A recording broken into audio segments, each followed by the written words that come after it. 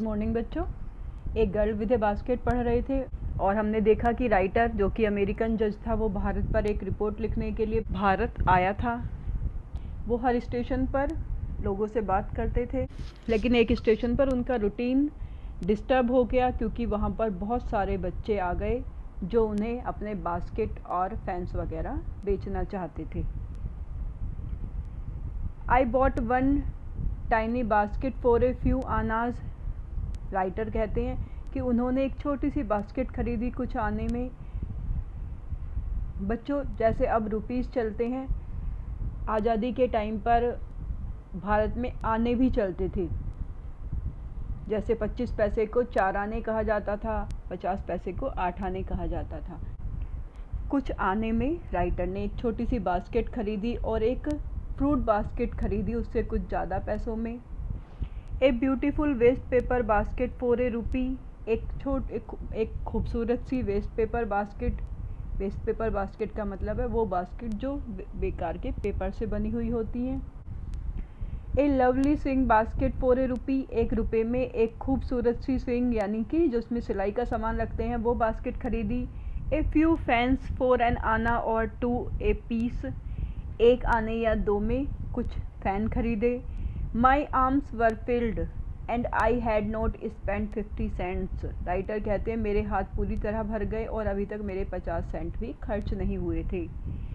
The children passed in shouting their wares. बच्चे अपने सामान के लिए ज़ोर ज़ोर से चिल्ला रहे थे, यानी वो सब चाहते थे कि उनका सामान राइटर खरीद ले। I was a prisoner. मैं एक कैदी बन गया था। Completely surrounded. पूरी तरह से घिरा हुआ। Unable to move. मैं हिल भी नहीं पा रहा था। The most diligent aggressive vendor was a beautiful girl of 9 right in front of मी।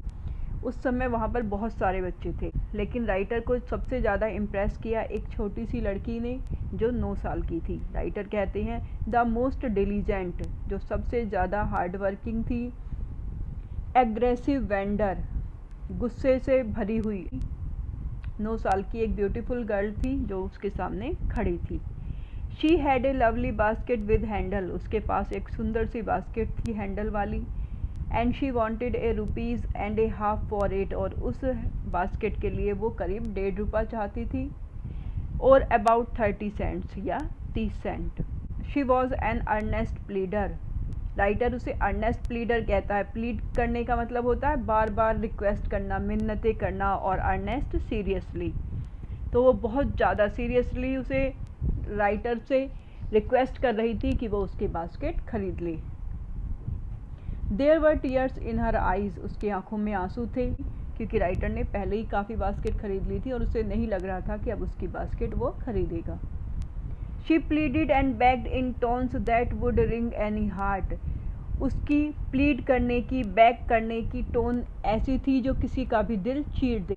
इसका मतलब है उसकी आवाज़ में इतनी ज़्यादा दर्द था, इतना ज़्यादा बैग कर रही थी, एक तरह से वो भीख मांग रही थी कि राइटर उसकी बास्केट को खरीद ले, और उसकी आवाज़ किसी भी दिल को चीर सकती थी।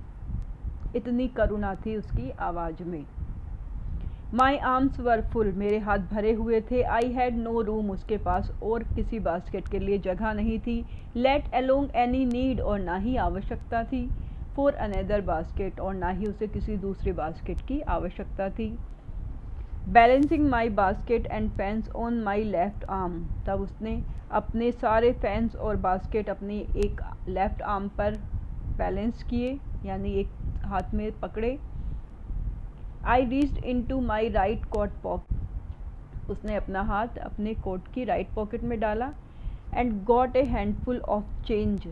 और थोड़ी सी चेंज यानी खरीज निकाली। Perhaps 15 cents in all. करीब 15 सेंट थे। Which I deposited in the basket that the young girl held imploringly before me.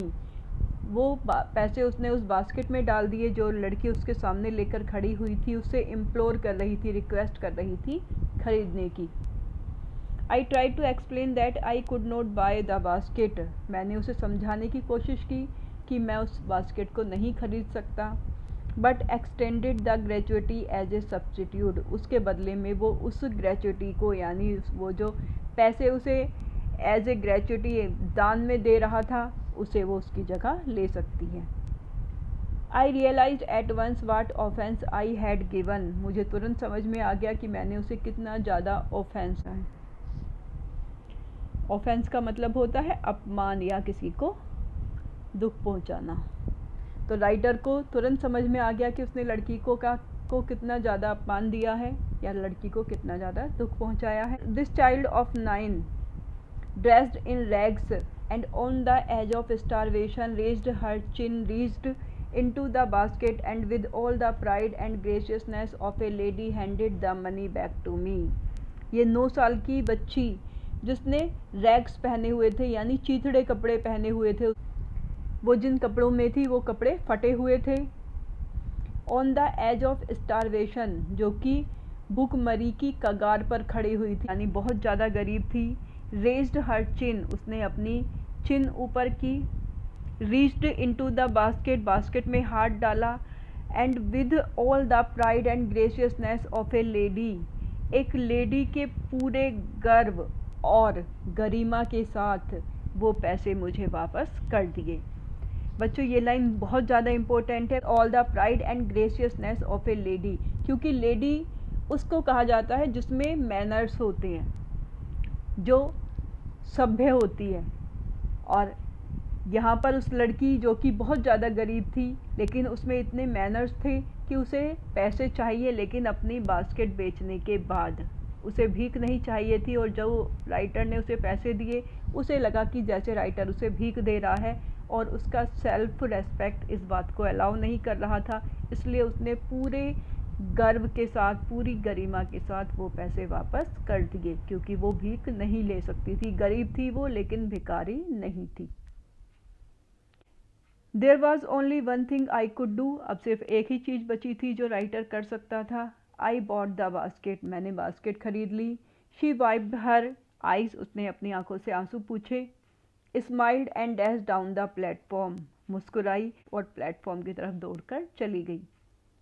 Headed for some grass hut that would have at least 30 cents that night, वो कुछ घास की बनी हुई झोपड़ियों की तरफ गई जो शायद उसका घर था। वो बहुत खुश थी कि कम से कम आज की रात उसके पास 30 सेंट्स हैं।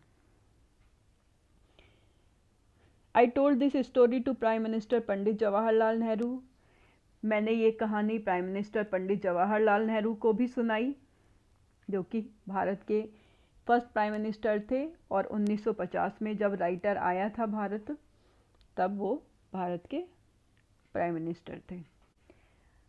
I told him it was one reason I had fallen in love with India, मैंने पंडित नेहरू को बताया कि ये एक कारण है जिसकी वजह से उसे भारत से प्यार हो गया है। The people I saw in India, वो लोग जो मैंने भारत में देखे थे।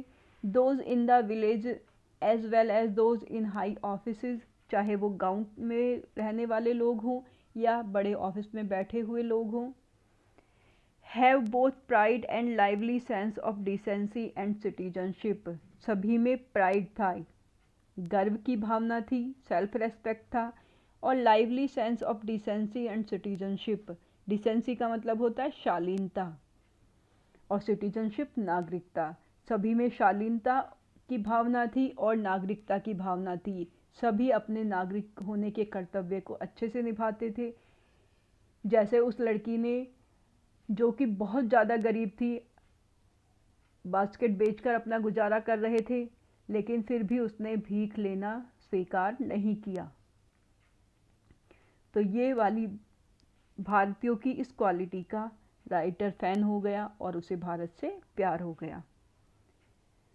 They also have a passion for independence, आज़ादी के लिए भी उनके अंदर बहुत ज़्यादा प्यार था। वो अपनी आज़ादी, जो कि उन्हें इतनी मुश्किल से मिली थी, इतने संघर्ष के बाद उन्हें आज़ादी मिली थी, उससे भी भारत के लोग बहुत ज़्यादा प्यार करते थे।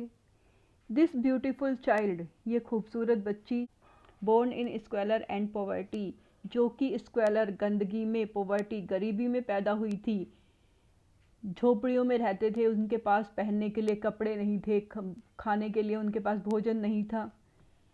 Uneducated in both grammar and manners, वो पूरी तरह से अनएजुकेटेड थी, उसने कहीं भी स्कूलिंग नहीं हुई थी, ना उसने ग्रामर की पढ़ाई की थी और ना ही मैनर्स की पढ़ाई की थी।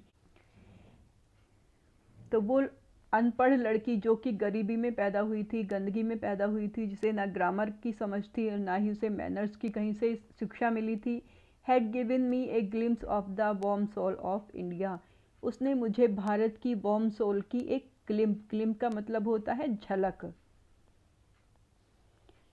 उसने मुझे भारत की गर्मजोशी की एक झलक दिखाई, यानी भारतीय अपने देश से कितना प्यार करते हैं, उनके अंदर कितना प्राइड है, अपनी आज़ादी से कितना प्यार है, इसकी एक झलक उस लड़की में राइटर को देखने के लिए मिली।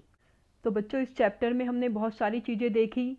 राइटर विलियम सी डगलस, जो कि एक अमेरिकन जज था, वो भारत में आता है, लोगों से बातें करता है, भारत की परिस्थिति जानने की कोशिश कर रहा था, और उसे सबसे ज़्यादा प्रभावित किया उन रिफ्यूजी बच्चों ने जो कि उसे एक स्टेशन पर मिले थे। वो बच्चे बास्केट बेच रहे थे, फ़ैन बेच रहे थे, ताकि वो अपनी रोजी रोटी कमा सके। एक 9 साल की बच्ची जिसकी बास्केट राइटर ने खरीदी नहीं थी और उसके बदले में उसने उसे 15 सेंट्स की भीख दे दी थी, लेकिन उस लड़की ने अपनी पूरे गर्व के साथ, अपनी पूरी गरिमा के साथ वो पैसे वापस लौटा दिए, क्योंकि वो भिखारी नहीं थी, वो गरीब थी, अनएजुकेटेड थी, लेकिन फिर भी उसमें सेल्फ रेस्पेक्ट था, और इसी वजह से राइटर को भारत से प्यार हो गया। और ये छोटी सी कहानी राइटर ने अपनी बुक में भी लिखी और पंडित नेहरू को भी बताई।